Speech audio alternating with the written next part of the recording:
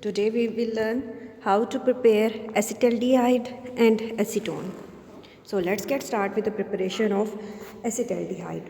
First of all, laboratory preparation. In laboratory preparation, ethanol is used. As you know, when the ethanol is oxidized, it will change into acetaldehyde or ethanol. I can also write the word ethanol. Ethane ALL. ठीक है, आपको पता है AL क्या represent करता है, aldehydes को. ठीक हो गया. तो अल्कोहल से क्या प्रिपेयर किया है, इथेनॉल, बाय सिंपल ऑक्सीडेशन. और सिंपल ऑक्सीडेशन के लिए क्या चीज़ यूज़ करते हैं, oxidising agent. It could be anything, potassium dichromate भी हो सकता है और सोडियम डाइक्रोमेट भी हो सकता है. ठीक हो गया. और साथ में half test tube of H2SO4 is very necessary. ठीक है, आपने जब तक H2SO4 को नहीं डालोगे तो ये ऑक्सीडाइजिंग रिएक्शन नहीं होगा. एज ए रिज़ल्ट ये नेसेंट ऑक्सीजन लिबरेट होती है जो कि मिथेनॉल को ऑक्सीडाइज करवाती है इथेनॉल में. क्लियर. ठीक है. और इथेनॉल को अगर आपने फर्दर ऑक्सीडाइज करवाना है तो आपको पता है कि अगर ये फर्दर ऑक्सीडाइज होगा तो किस में चेंज होगा, कार्बोक्सिलिक एसिड में. कार्बोक्सिलिक एसिड याद है आपको क्या था, carboxylic acid CH3 double bond OH. तो ये हमने एक स्कीम पढ़ी थी, हम बार बार इसको रिपीट कर रहे हैं. प्लीज़ इस पर फोकस करें. अल्कोहल ऑक्सीडाइज होकर क्या बनाता है, एल्डिहाइड. और ये डिपेंड करता है, अगर प्राइमरी अल्कोहल होगा तो वो एल्डिहाइड बनाएगा, लेकिन अगर सेकेंडरी अल्कोहल होगा तो वो क्या चीज़ बना देगा, कीटोन. और एल्डिहाइड क्या बनाएगा further, carboxylic acid. So this is the methodology of oxidation done. तो अब हम इसमें देखते हैं कि एक्सपेरिमेंटल सेटअप किस तरह का करना है. तो एक्सपेरिमेंट सेटअप जो है वो सिंपल सा है. इसमें आपने क्या करना है, ये सिंपल डिस्टिलेशन आपने कंडेंसेशन करवानी है. कंडेंसेशन के अंदर किस तरह से है कि यहाँ पे आपने हीट करना है.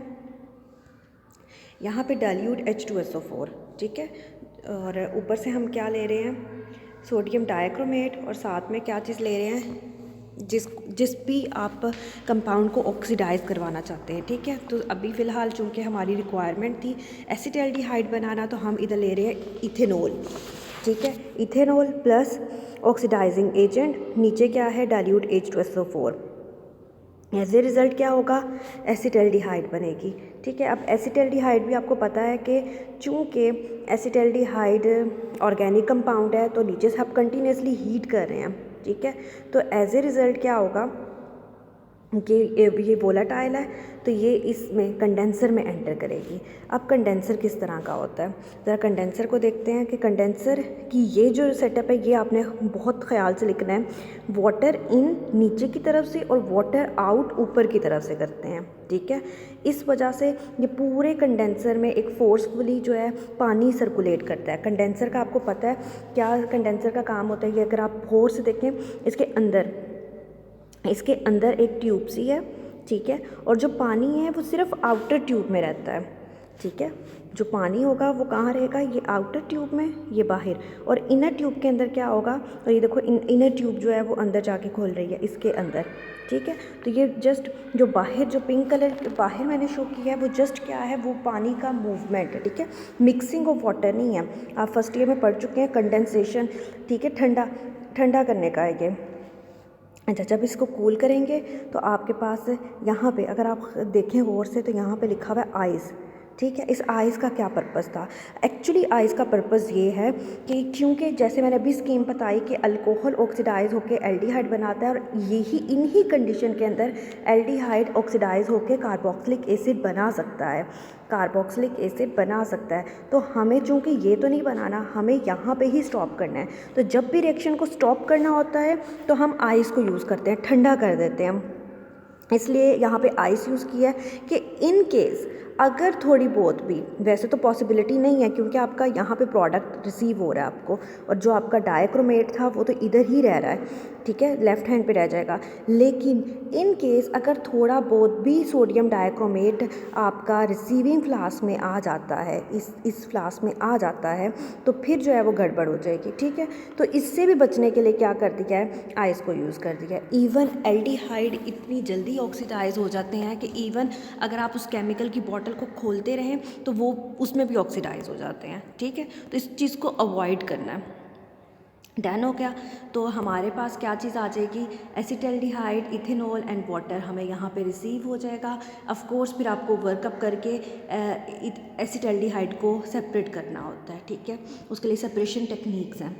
तो ये सिंपल सा मेथड था। अब हम देख लेते हैं ऑक्सीडाइजिंग एजेंट। ऑक्सीडाइजिंग एजेंट जो पीछे हमने डाला है, इट कुड बी सोडियम और पोटेशियम डाइक्रोमेट, यस K2Cr2O7, ठीक, या सोडियम Na2Cr2O7, ये क्या है, ये ऑक्सीडाइजिंग एजेंट है। अब होता क्या है, the oxidizing agent shown in is a solution of sodium और potassium dichromate acidified, ये देखें वर्ड acidified। पीछे भी आप लोगों ने क्या किया था कि राउंड बॉटम फ्लास्क में H2SO4 पहले से लिया हुआ था, कंपल्सरी है। इफ़ ऑक्सीडेशन ओकर द ऑरेंज सोल्यूशन, तो इसका जो पोटेशियम डाइक्रोमेट का कलर क्या होता है, ऑरेंज। यहाँ पे इसका क्या कलर है, ऑरेंज। ये ऑरेंज कलर जो है डाइक्रोमेट का, ये किस में चेंज हो जाता है, ये चेंज हो जाता है ग्रीन सोल्यूशन में, अगर वो ऑक्सीडेशन कर दे, ठीक है। अगर जाहिर बात है जब वो ऑक्सीडेशन करेगा तो वो यूटिलाइज़ हो रहा है ना, तो जब वो यूटिलाइज़ हो रहा है तो ऑफ कोर्स वो जो है उसकी ऑक्सीडेशन स्टेट चेंज हो रही है, यहाँ से क्रोमियम 6 से वो क्रोमियम 3 में चला जाता है। तो ये भी आपका एक बड़ा रिएक्शन है जिसमें आप यूटिलाइज़ कर सकते हैं कि अगर आपने सिंपल अल्कोहल को और एल्केन्स को डिफ्रेंशिएट करना है तो आप, ये भी एक रिएक्शन है। आपकी चूँकि सिलेबस में नहीं है जिसमें आपको इसका इंट्रोडक्शन दे रही हूँ कि ये कलर चेंज करके आपको शो करता है कि क्या रिएक्शन हुआ है। सो नेक्स्ट हम इसी को कंटिन्यू करते हैं। A mixture of ethyl alcohol and sodium dichromate solution is run into the boiling distilled sulphuric acid, immediately a vigorous reaction take place and the acetaldehyde formed in liquid state is immediately distilled off. जैसे ही वो बनेगा हम उसे क्या कर लेंगे, ये आपकी डिस्टिलेशन की असेंबली लगी हुई है, आप उसको डिस्टिल कर लेंगे। This prevent the oxidation of acetaldehyde to acetic acid. वही वाली बात कि चूँकि अगर ये यहीं पे रहता तो इसने फर्दर ऑक्सीडाइज हो जाना था, इसलिए हमें से क्या किया, जल्दी से हम इसको यहाँ पे ले आए हैं, ठीक है। और यहाँ पे ला के भी हमने इसको क्या कर दिया, फ्रीज़ कर दिया है। Pure acetaldehyde is obtain by redistillation. तो अगर आपको चाहते हो कि आपको प्योर लेना है तो आपको इसी को दोबारा से रीडिस्टिल करना पड़ेगा। डन। नेक्स्ट आपके पास क्या है, acetaldehyde can also be prepared by the dry distillation of mixture of calcium salts of formic acid and acetic acid. ये बहुत अच्छा तरीका है। यहाँ पे क्या है, सिंपल आपने लेना है, क्योंकि यहाँ पे कोई ऑक्सीडाइजिंग एजेंट नहीं ना यूज़ करे। यहाँ पे मसला क्या था, what was the main problem. यहाँ पे जो मेन प्रॉब्लम आ रही है वो ये आ रही थी मेन प्रॉब्लम कि अल्कोहल ठीक है ऑक्सीडाइज होकर क्या बना दिया, एल्डिहाइड, लेकिन एल्डिहाइड सेम इसी कंडीशन में फर्दर ऑक्सीडाइज होकर क्या बना देता है, कार्बोक्सिलिक एसिड, ठीक है। और हमें आप क्या करना पड़ेगा, रीडिस्टिल करना पड़ेगा। इससे ज़्यादा अच्छा तरीका उसने क्या बता दिया, प्योर साफ़ सुथरा सा तरीका वो क्या बता दिया उसने कि आप ऐसा करें कि ये कर लें, ड्राई डिस्टिलेशन कर लें। इसमें कोई आपको ऑक्सीडाइजिंग एजेंट नहीं यूज़ करना पड़ रहा, सिंपल मेथड जा रहा है। तो सिंपल मेथड के अंदर ये, अगर आपके पास ये लेंगे ये सॉल्ट है कैल्शियम फॉर्मिक एसिड का। फॉर्मिक एसिड क्या होता है, ये हमने फॉर्मेल्डिहाइड पढ़ी थी ना, तो ये क्या है, ये फॉर्मिक एसिड।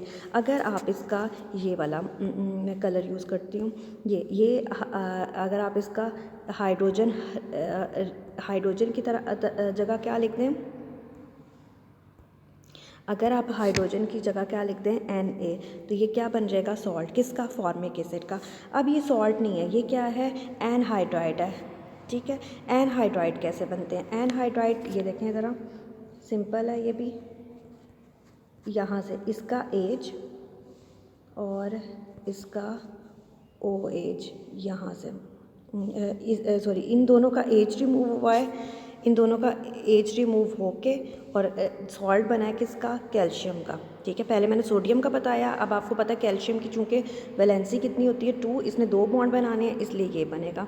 सिमिलरली ये एसिटिक एसिड है, एसिटिक एसिड का ये हाइड्रोजन जो है ये रिमूव होके इसकी जगह इसी तरह इसके दो रिमूव हुए हैं, 2 मॉलिक्यूल्स के रिमूव हुए हैं, और ये आपके पास क्या चीज़ आ गई है, आपके पास आ गया कैल्शियम का सॉल्ट। डन हो गया, और ये आपके पास क्या बन जाएगा, एसिटैल्डिहाइड। कैसे बना है इसको दोबारा फोकस करते हैं। एसिटैल्डिहाइड के अंदर आपका, एसिटैल्डिहाइड में आपने इस तरह से ये देखें, ये चीज़ है साथ में ये, ठीक हो गया, ये आपका बन गया। क्लियर। इसके बाद क्या है, सेकंड वाले केस के अंदर जो पीछे रिमेनिंग रह गई थी चीज़ें, ये सब चीज़ें आपकी एक्स्ट्रा में हैं ये, ठीक है। और आपका क्या बन जाएगा, यहाँ पे देखो ज़रा, calcium carbonate. Done, calcium carbonate बन जाएगा। नेक्स्ट इसी को देखते हैं, ड्राई डिस्टिलेशन क्या होती है। एक्चुअल में ड्राई डिस्टिलेशन जैसे पीछे देखा था कि सॉलिड मटेरियल यूज़ हुए हैं और गैशियस प्रोडक्ट रिसीव हो रहा है। द मेथड में इन्वॉल्व पायरोलिसिस और thermolysis.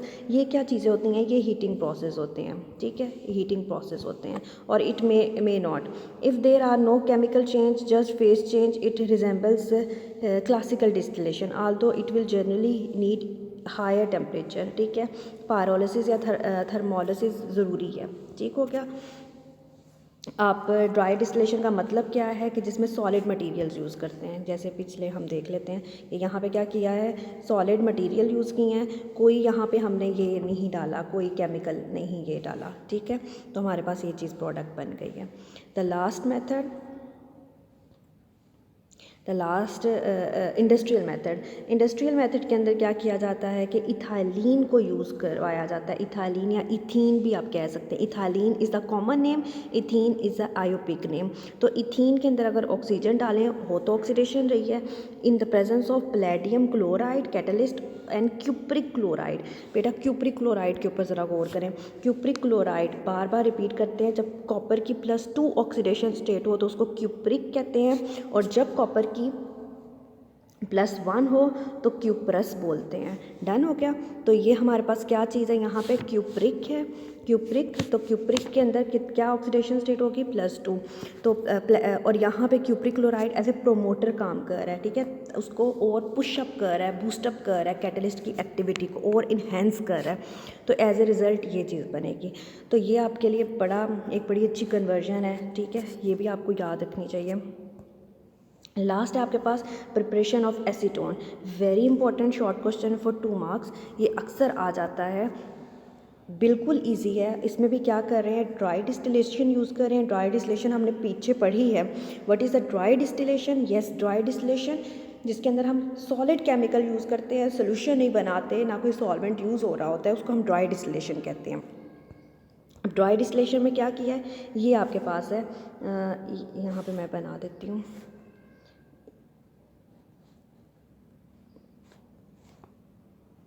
Ca then again COCH3। ठीक हो गया। यहाँ पे आपने क्या करना है कि ये यहाँ से ये चीज़ सिर्फ निकालनी है। डन, ये चीज़ सिर्फ निकाली है, और बाकी क्या रह गया है, ये कैल्शियम कार्बोनेट CaCO3। डन हो गया। मैं रिपीट कर देती हूँ अगेन। अगर आप देखो तो ये आपका केमिकल है CH3OCaO अगेन ये। ठीक हो गया। अब जस्ट इसमें से आपने क्या निकाल लिया है, ये। डन हो गया। और यहाँ पे रिमेनिंग क्या रह गया, रिमेनिंग ये रह गया। क्लियर। तो ये आपके 2 प्रोडक्ट बन गए। एसीटोन का स्ट्रक्चर क्या है, एसीटोन का स्ट्रक्चर भी ड्रॉ कर देती हूँ। An acetone is a nail polish remover. ठीक हो गया, ये आपका आ गया एसीटोन, ये जो प्रोडक्ट यहाँ पे गिवन है। डन। तो ये सिंपल सा था। ठीक है, दैट्स ऑल फॉर टुडे। बेटा इसको आपने अच्छे से लर्न करना है। These are very important questions. Preparation of formaldehyde was very important. Then laboratory method acetaldehyde का ये भी इंपॉर्टेंट है। Dry distillation is important and moreover the preparation of acetone is really important. So please revise this lecture again and again, and if you feel any difficulty let me know. Thank you.